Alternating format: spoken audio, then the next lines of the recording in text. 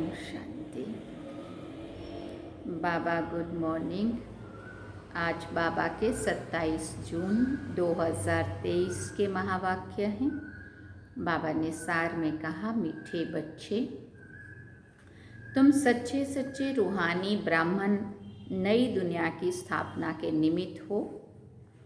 तुम्हें अपना अश्व माना इस शरीर के लिए कहा गया, इस यज्ञ में स्वाहा करना है। बाबा ने प्रश्न पूछा, अवस्था को स्थायी अचल बनाने का साधन क्या है? हमारी स्थिति, हमारी अवस्था को एक रस कहो, एकाग्र कहो या फिर अचल बनाने का साधन बाबा पूछते हैं क्या है। तो बाबा ने उत्तर में कहा, अवस्था स्थायी तब बनेगी जब निरंतर योग में रहेंगे। अभ्यास चाहिए इसके लिए। योग टूटता तब है जब किसी में ममत्व है, इसलिए नष्टो मोहा बनो, बुद्धि को पवित्र बनाओ। ज्ञान की धारणा भी पवित्र बुद्धि में ही होती है, इसलिए बुद्धि रूपी बर्तन स्वच्छ हो, बाप से योग जुटा रहे। गीत सुना, यही बहार है दुनिया को भूल जाने की। ओम शांति। निराकार शिव भगवान उवाच, आकार और साकार को भगवान नहीं कहा जा सकता है। अब तुम बच्चे जानते हो, हम इस संगम पर बैठे हैं। बाप ने समझाया है, इस समय तुमको दैवी संप्रदाय नहीं कह सकते। इस समय तुम ब्राह्मण संप्रदाय हो। ब्राह्मण भी इस समय 2 प्रकार के हैं। अब ये है सच्चे ब्राह्मणों का कुल। वो ब्राह्मण लोग ये नहीं जानते कि सच्चे ब्राह्मण मुख वंशावली ब्राह्मण भी हैं, तो उन्हों को भी परिचय देना पड़े। अगर कोई आए तो उनसे पूछना चाहिए। क्या पूछना चाहिए? ऐसे बहुत हैं जो अपने को ब्राह्मण कहलाते हैं। उन ब्राह्मणों में बहुत प्रकार के होते हैं। यहाँ तुम एक ही ब्रह्मा के मुख वंशावली सच्चे ब्राह्मण हो। ब्रह्मा के बच्चे तुम ब्राह्मण ब्राह्मणियाँ हो। विकार में जा नहीं सकते, छोटे बड़े सब ब्राह्मण ठहरे। तो वो है जिस्मानी ब्राह्मण, तुम हो सच्चे रूहानी ब्राह्मण, ब्रह्मा के मुख वंशावली। तुम जानते हो हम सच्चे ब्राह्मण ब्रह्मा की औलाद हैं। परम पिता परमात्मा अपने पोत्रे पोत्रियों को पढ़ाते हैं पुत्र द्वारा। पुत्र है प्रजापिता ब्रह्मा। भले शास्त्रों में दक्ष प्रजापिता का भी नाम है। अब दक्ष कोई हुआ नहीं है, इनका ही दक्ष प्रजापिता नाम रखा है। शास्त्रों में ये बात है कि अश्व को हवन करते थे। अभी अश्व तो तुम हो। उन्होंने तो कहानी बैठ लिखी है, यथार्थ अर्थ को समझ नहीं सकते हैं। हड्डी हड्डी सेवा में ली, शरीर घिस दिए भगवान की सेवा में, दुनिया को परिवर्तन करने में, है ना। शरीरों को स्वाहा किया अंतिम दम तक।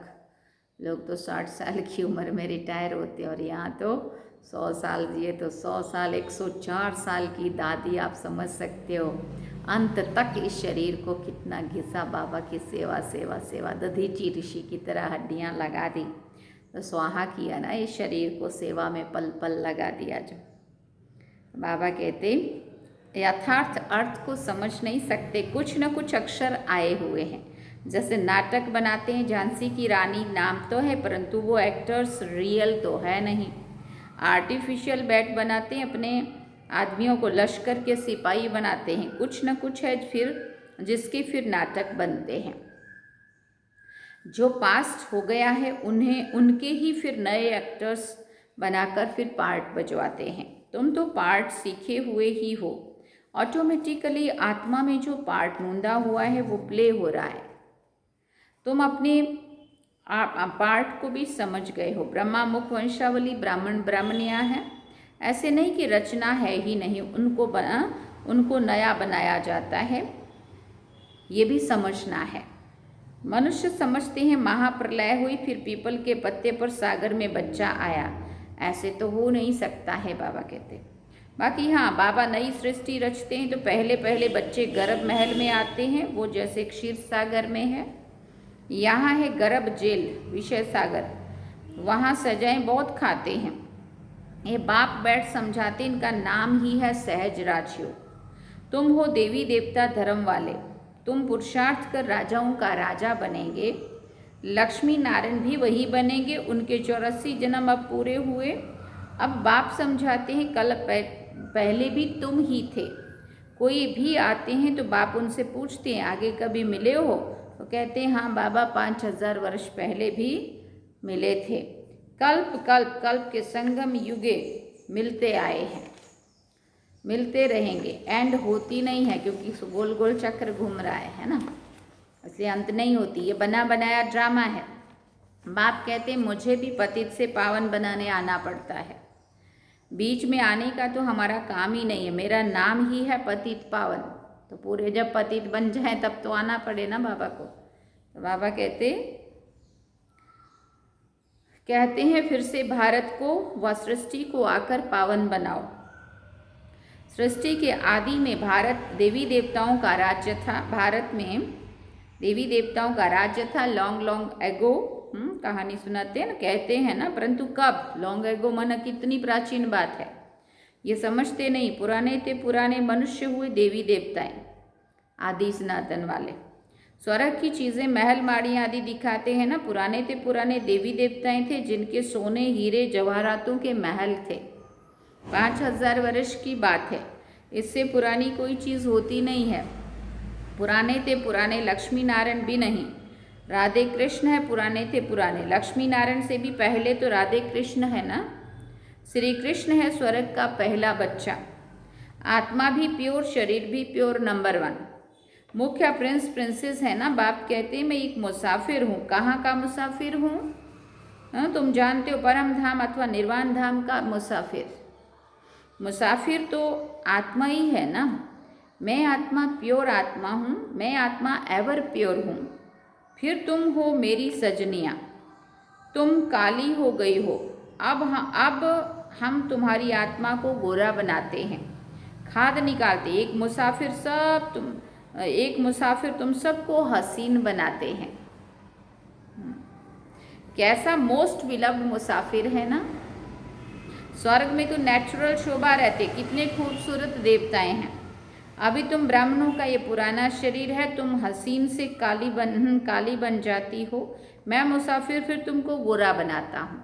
आत्मा के लिए कहा गया है ना, आत्मा काली बन जाती है फिर मैं आकर के गोरा बनाता हूँ। मैं इस पुरानी काली सजनी में प्रवेश करता हूँ। पुरानी काली सजनी किसको कहा? आत्मा की बात करिए ब्रह्मा बाबा की। इसमें आकर इनको और तुमको सभी को गोरा बनाता हूँ। एक मुसाफिर आकर कितने को हसीन बनाते हैं। मुसाफिर का अर्थ भी तुम बच्चे समझते हो। जब तुम श्रीमत पर चलते रहेंगे तब ही हसीन बनेंगे। तुम आत्मा में खाद पड़ने से काले बन गए हो। अब खाद कैसे निकले? मेरे साथ योग लगाने से। आत्मा कैसे साफ होंगी मैली से? साफ कैसे होंगी? मेरे साथ योग लगाने से। बाबा कहते उसी योग अग्नि से खाद भस्म हो जाएगी। यथार्थ बातें तुम समझते हो, बाप तुम्हें समझाते बहुत है, परंतु तुम भूल जाते हो क्योंकि योग ठीक नहीं है ना। क्यों भूलते हैं? क्योंकि योग ठीक नहीं है। फिर बाबा कहते नष्टो मोहा नहीं बने हो। बाप तो एवर प्योर अथवा पवित्रता का सागर है। तुम जानते हो आत्मा ही आयरन एज बनी है, तो जेवर भी झूठा मिला है। इसलिए पहले आत्मा की खाद को निकालना चाहिए। बाप को याद करो, इसको योग अग्नि कहा जाता है। शिव बाबा कहते हैं मैं तो एवर प्योर हूँ। मैं नहीं होता तो तुमको प्योर कौन बनाए? अपने को आत्मा निश्चय, पक्का निश्चय करो। हमारी आत्मा में 84 जन्मों की खाद पड़ी है।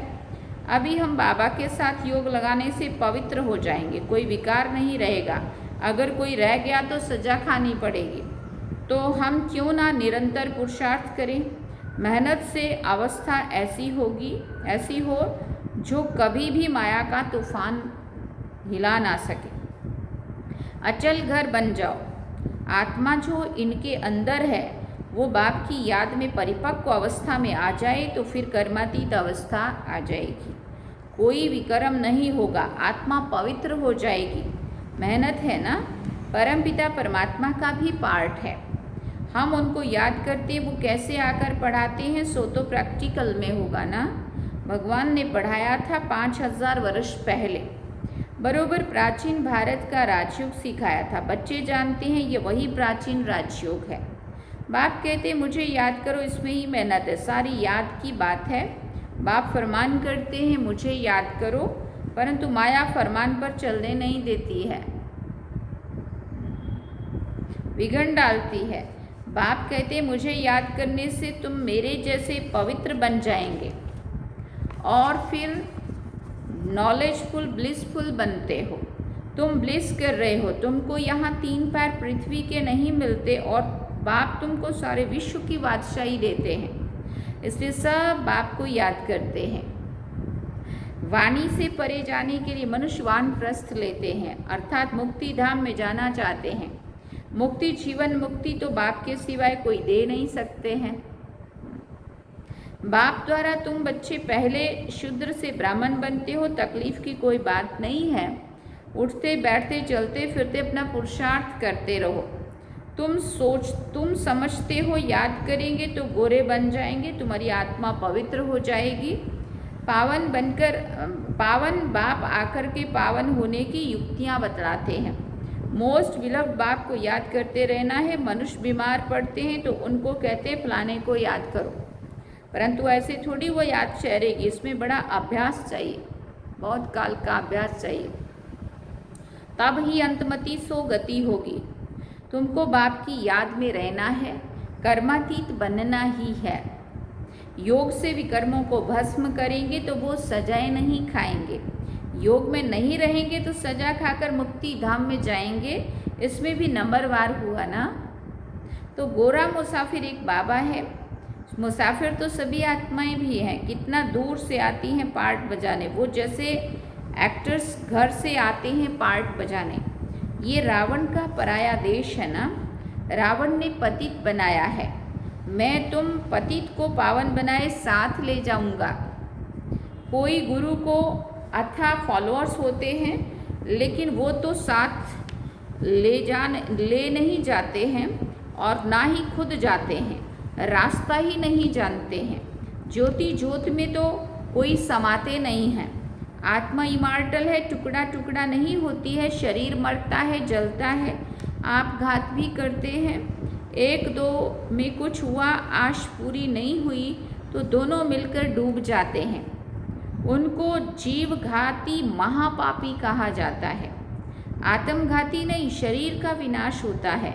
तो जितना बाप को याद करेंगे उतनी ही धारणा होगी, भले कोई कितना भी अच्छी मुरली चलाने वाला हो। हाँ, बाबा कहते साफ सी बात है, माया ऐसी है जो एक थप्पड़ से खलास कर देती है। कितना भी ऐसा है मुरली अच्छा सुनाने समझाने वाला हो, उनकी बॉक्सिंग चलती रहती है। ये युद्ध स्थल है ना, युद्ध का मैदान है। शास्त्रों में तो क्या क्या बैठ दिखाया है, रात दिन का फर्क है। इस समय के लिए कहा जाता है ज्ञान प्राय लोप हो गया है, देवी देवता धर्म प्राय लोप हो गया है, बाकी जड़ चित्र रहे हैं। तुम शिव के मंदिर में जाएंगे तो झट कहेंगे ये शिव बाबा का मंदिर है। ब्रह्मा के मंदिर में जाएंगे तो कहेंगे ये दादा का मंदिर है, ये जगत अम्बा मम्मा का मंदिर है। नीचे राजयोग की तपस्या कर रहे हैं और ऊपर वैकुंठ का यादगार है। नहीं तो भला कहाँ दिखावे, कोई मरता है तो कहते हैं ना ये वैकुंठ गया, और वो फिर ऊपर दिखा देते हैं वैकुंठ गया, माना ऊपर गया समझते हैं। हाँ, क्योंकि वो लोग समझते हैं स्वर्ग तो ऊपर है, तो उन्होंने वैकुंठ ऊपर में बना दिया है। यादगार ऊपर माना श्रेष्ठता की ऊंचाई की बात थी कि धर्म कर्म श्रेष्ठ थे तो ऊंची जगह पे दिखाया जाता है ना श्रेष्ठ को, तो उन्होंने फिर ऊपर ही दिखा दिया सीधा। यादगार ड्रामानुसार है पूरा है। बाबा और मम्मा कामधेनु बैठी हैं, उन्होंने फिर गऊ समझ लिया है। गऊ को फकीर लोग लेकर निकलते हैं, तो ये है कामधेनु और कपिल देव। कपिल देव पास कामधेनु रहती थी। कहानियाँ तो बहुत है। शिव बाबा कहते हैं हम मुसाफिर हैं, ये ब्रह्मा ऐसे नहीं कहेंगे। शिव बाबा कहते हैं हम मुसाफिर एवर प्योर हैं। यह है अपवित्र विकारी दुनिया, वो है निर्विकारी दुनिया। ये खेल बना बनाया है। बाप बैठ समझाते हैं दुनिया में कोई नहीं जानते हैं। आत्माएं हैं निराकारी दुनिया में रहने वाली। यहाँ आती है पाठ बजाने। कर्म क्षेत्र है ना, परम धाम को कर्म क्षेत्र नहीं कहेंगे, इसको नाटक कहते। भारत हीरे तुल्य और कौड़ी तुल्य बनता है। भारत के ही वर्ण है, ब्राह्मण वर्ण, देवता, क्षत्रिय वर्ण, वैश्य, शूद्र वर्ण। इसमें ही 84 जन्म पूरे होते हैं। सब धर्मों के 84 जन्म नहीं होते हैं। कितनी मीठी मीठी बातें, बातें मीठे मीठे सिकिल दे बच्चों को समझाते हैं। बच्चे जानते हैं कल्प कल्प पढ़ते आए, पुरुषार्थ अनुसार ही ट्रांसफ़र होंगे। जैसे स्कूलों में ट्रांसफ़र होते हैं ना, तुम भी नंबरवार जाकर राजाई करते हो। सिर्फ बाप का बनकर बाप को याद करो। बाप को तो घड़ी घड़ी याद करो, नहीं तो विक्रम विनाश कैसे होंगे। घड़ी घड़ी अपने से बातें करनी है। हम आत्मा तो इमार्टल है, बाबा ने फरमान किया है, मुझे याद करो तो विक्रम विनाश होंगे। याद नहीं करेंगे तो विक्रम विनाश नहीं होंगे। बाबा ने 2 तरीके वैसे बताए। सजाएं खानी पड़ेंगी आत्मा के ऊपर, जितनी पोटली रह जाएगी ना उतने फिर सजा खा के भी फिर उतारनी तो पड़ेगी पोटली यहीं पे, या तो योग बल से या तो भोग बल से। बाबा कहते याद नहीं करेंगे तो विक्रम विनाश नहीं होंगे, पद भी ऊंच नहीं मिलेगा। अच्छा, मीठे मीठे सिकिल दे बच्चों प्रति माता पिता बाप दादा का याद प्यार और गुड मॉर्निंग। रूहानी बाप की रूहानी बच्चों को नमस्ते। हम रूहानी बच्चों की रूहानी माता पिता बाप दादा को दिलवा जान सिकवा प्रेम से याद प्यार, गुड मॉर्निंग, नमस्ते, थैंक यू बाबा, शुक्रिया बाबा। धारणा के लिए मुख्य सार है। पहला पॉइंट, योग अग्नि से विकर्मों की खाद भस्म कर गोरा बनना है। पवित्र बन सभी पर पवित्रता की ब्लिस करनी है। दूसरा पॉइंट, स्वयं को ऐसा अचल घर बनाना है जो कोई भी विकर्म ना हो। याद की मेहनत से अपनी अवस्था परिपक्व बनानी है। वरदान में बाबा ने कहा, स्वयं को अवतरित हुए अवतार समझ सदा ऊंची स्थिति में रहने वाले अर्श निवासी फरिश्ता भव। जैसे बाप अवतरित हुए हैं, ऐसे आप श्रेष्ठ आत्माएं भी ऊपर से नीचे मैसेज देने के लिए अवतरित हुए हो। रहने वाले सूक्ष्म वतन व मूल वतन के हो। देह भान रूपी मिट्टी अथवा पृथ्वी पर आपके बुद्धि रूपी पांव नहीं पड़ सकते, इसलिए फरिश्तों के पांव सदा फर्श से ऊपर दिखाते हैं। तो आप सब ऊंची स्थिति में स्थित रहने वाले अर्श निवासी अवतरित हुए अवतार हो। इसी स्मृति से उड़ती कला में उड़ते रहो। स्लोगन में बाबा ने कहा, स्व परिवर्तन के तीव्र पुरुषार्थी बच्चों को ही बाप की दुआओं की मुबारक मिलती है। स्व परिवर्तन के तीव्र पुरुषार्थी बच्चों को ही बाप के दुआओं की मुबारक मिलती है। अच्छा, ओम शांति। सार में बाबा ने कहा, मीठे बच्चे, तुम सच्चे सच्चे रूहानी ब्राह्मण नई दुनिया की स्थापना के निमित्त हो। तुम्हें अपना शरीर इस यज्ञ में स्वाहा करना है।